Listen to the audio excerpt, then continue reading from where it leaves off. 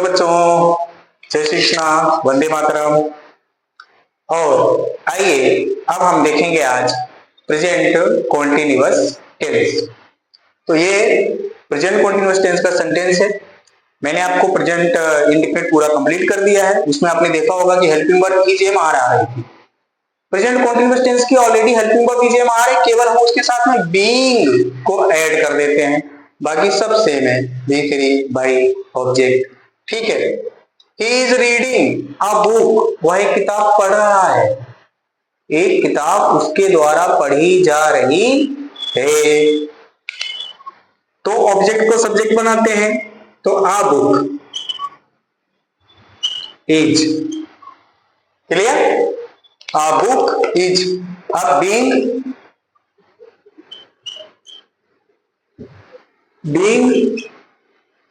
Plus क्या जाएगा, with read, read read read, by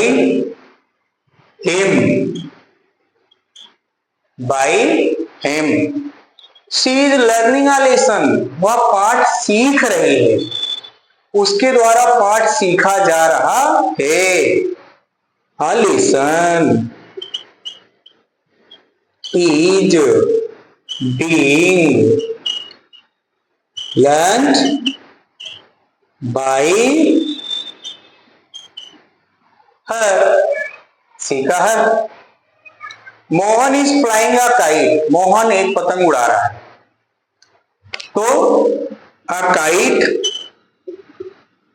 is being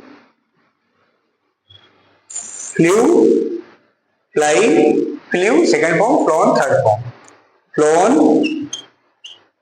bye Mohan by Mohan. समझ में आया?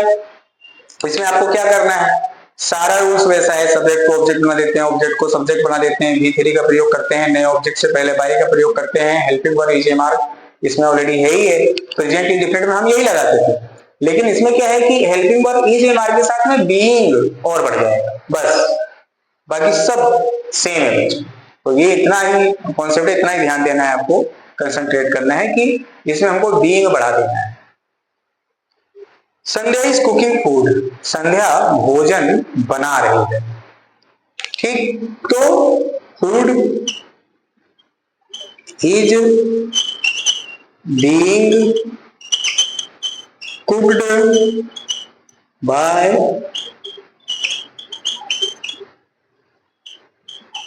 संध्या, संध्या भोजन बना रही है। और एक चीज का और विशेष ध्यान रखिए, आप जिस ऑब्जेक्ट को सब्जेक्ट के रूप में लेते हैं, ठीक है, उसका फर्स्ट लेटर कैपिटल लिखना। पता लगे यहाँ स्मॉल दिया हुआ है तो आप यहाँ भी स्मॉल कर दीजिए, वो गलत हो जाएगा। ठीक है, हाँ। और फिर टीचर का ध्यान जाता है तो वो कट जाता है। और बोर्ड एग्जाम वगैरह में तो फिर अगर ऐसा मिल गया उनको 3-4 मिल गया, 3 नंबर का आता है, तो फिर वो आपको नुकसान हो सकता है।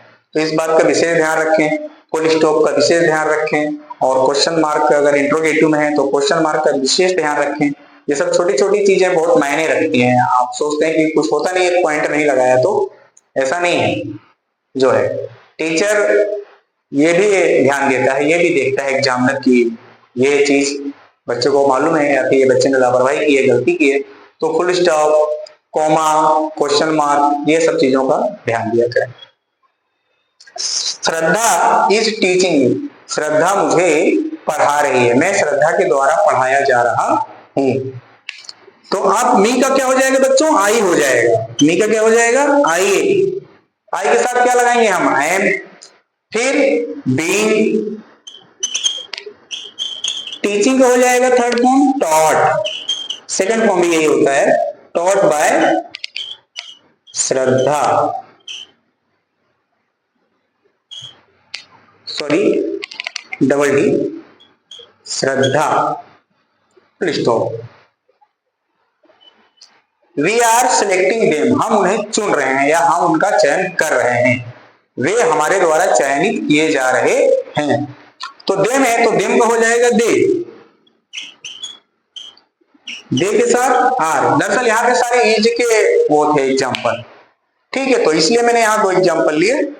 देम देम का बनेगा दे, तो दे के साथ आर, क्योंकि रूल है सिंगुलर के साथ इज, प्लूरल के साथ आर, आई के साथ एम, तो आई के साथ एम आया है, डे के साथ आर आएगा, आर के बाद बीइंग, इज एम आर, तीनों के बाद बीइंग, प्रेजेंट कॉन्टिन्यूअस टेंस में पैसिव वॉइस बनाते समय इस बात का विशेष ध्यान रखें।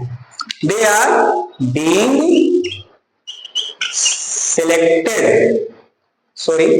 selected by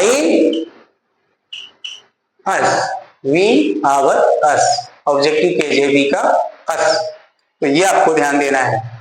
हो गया सिंपल।